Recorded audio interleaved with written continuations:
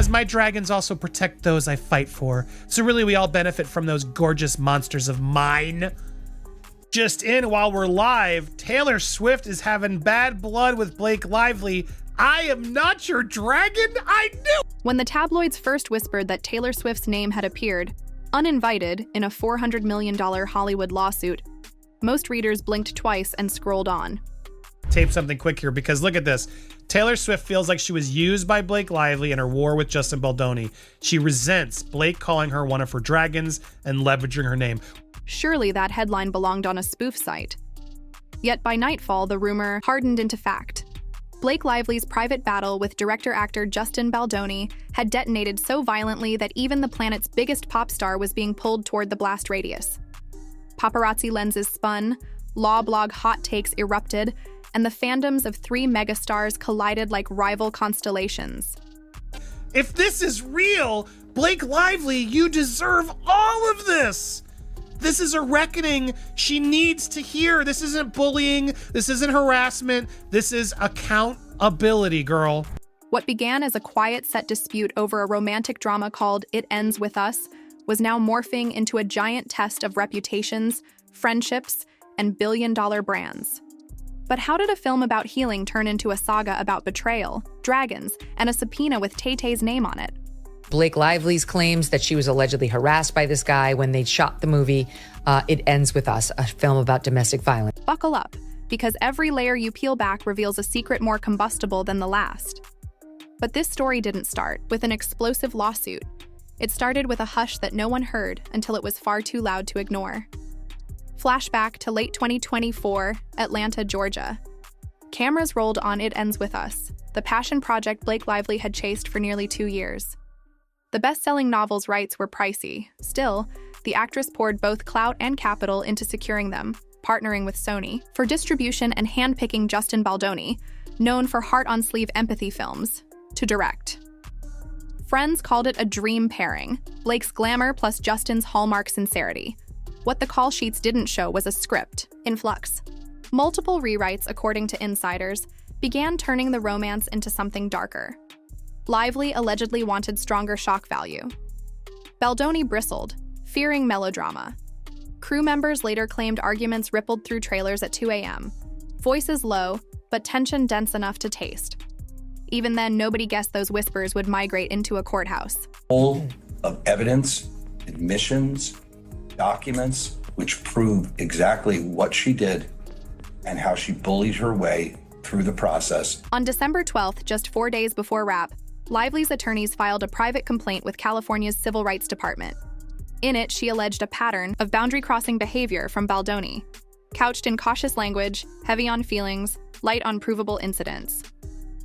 The filing quietly requested a right-to-sue letter. Then, before a full agency investigation could start, her team yanked the paperwork and sent it directly to the New York Times. Overnight, a sealed HR grumble ballooned into front page. Fireworks critics smelled strategy. Why skip the usual investigative vetting? Legal analysts said the move insulated Lively from perjury exposure because subjective discomfort is harder to fact-check than concrete acts.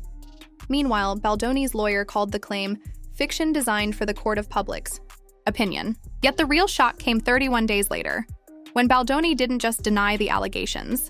He unleashed a countersuit large enough to scorch everyone in its path. January 2025, Los Angeles Superior Court. Paperwork thicker than a dictionary slammed onto the clerk's desk. Justin Baldoni versus Blake Lively demanding $400 million in damages for defamation and intentional career sabotage. The countersuit claimed Lively wielded a clandestine influencer network to smear Baldoni, delay production, and wrest creative control. 2 shocking additions sat beneath Lively's name: Ryan Reynolds and Doe defendants 1 to 5. One of those does, the filing teased, was believed to be the dragon-level celebrity weapon Lively kept in her back pocket. Within hours, entertainment sites decoded the euphemism, Taylor Swift. Screenshots of supposed group texts surfaced online, stamped Exhibit C. In them, Lively allegedly joked, "Don't worry, my dragons breathe fire." A heart emoji followed. The countersuit argued those dragons were A-list allies whose social media reach could obliterate reputations in a single swipe. Fans went feral. Team Blake versus Team Justin hashtags clogged timelines. Yet Taylor's name loomed largest even though she wasn't a defendant. Reynolds, usually Twitter witty, stayed silent. Lawyers advised radio silence when nine-figure sums are in play. Sony execs reportedly convened an emergency meeting. Do they hit pause on marketing? Insurance underwriters examined morals clause language like scholars parsing ancient scrolls. But a courtroom slugfest was only Act 1. The true emotional implosion happened 3 weeks later, 37 stories above Manhattan. Blake and Ryan's Tribeca penthouse had hosted champagne game nights, Top Chef tasting parties, even a secret folklore listening session. On February 6th, it hosted something very different. According to multiple overlapping leaks, Lively texted Taylor, "Need your moral support tonight, come by around 8. Swift, finishing a Fleet Center rehearsal, hopped a car downtown expecting girlfriend therapy. What she walked into was part summit, part showdown. Baldoni, unbeknownst to Swift, was already in the living room, script pages in hand. Accounts diverge on who invited him.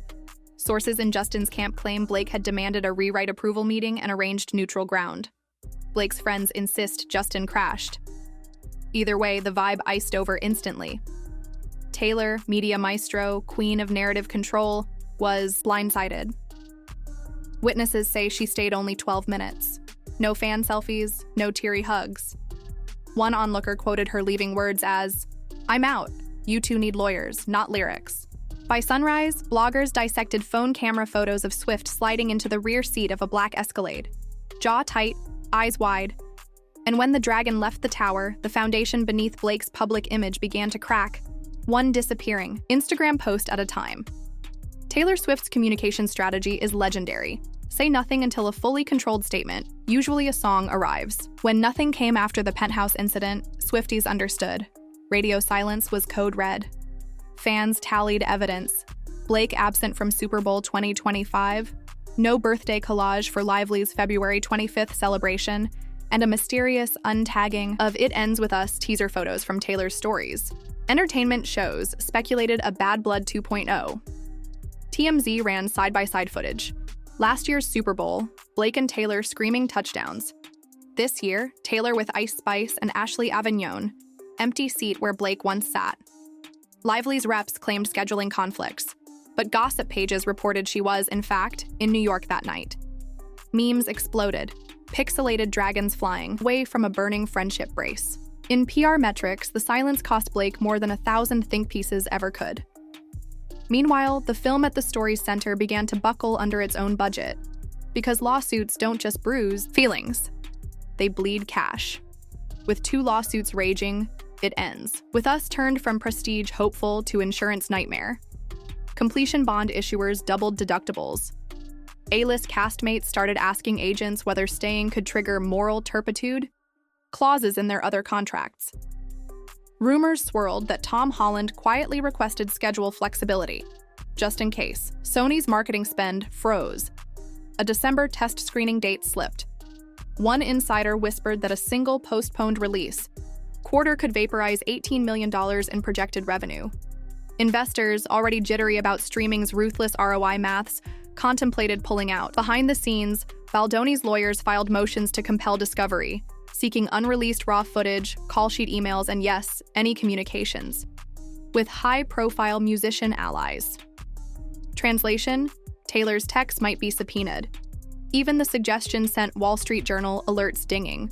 But numbers were only half the pain. For Blake and Taylor, the emotional cost was about to skyrocket.